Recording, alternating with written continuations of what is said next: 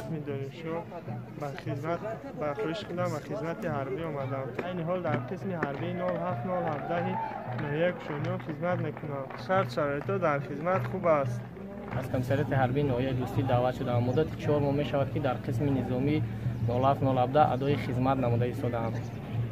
من بعد از خدمت دانشگاه ناصر خسرو تصمیم گرفتم که به صف قوای مسلح داخل شده ادای خدمت نمایم و وطن خود را حفظ نمایم. در قسم نظامی همه شرایط‌ها با پورگی تامین میباشد. همین گونه چاره‌بینی ما را وادار ساخت که صافدلانه و پاکدلانه و با اختیار خود به صف قوای مسلح داخل شده خدمت مادر وطن نمایم.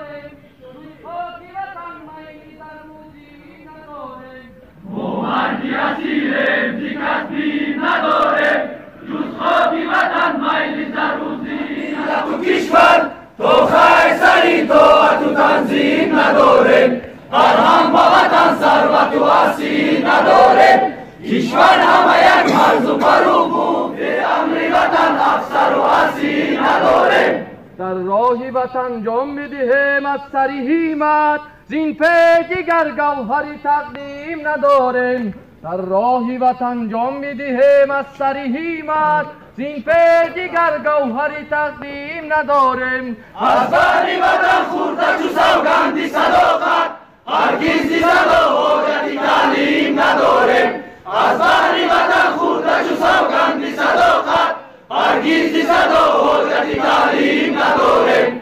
ما مرد اصیلیم ز کسبیم نداریم، جز خاکی وطن میل زروزیم نداریم. اصیلیم ز کسبیم نداریم، جز خاکی وطن میل زروزیم نداریم. ما خیر سری طاعت و تنظیم نداریم. ما از سری جانبازی وطن ملت و کشور، تا خیر سری طاعت و تنظیم نداریم.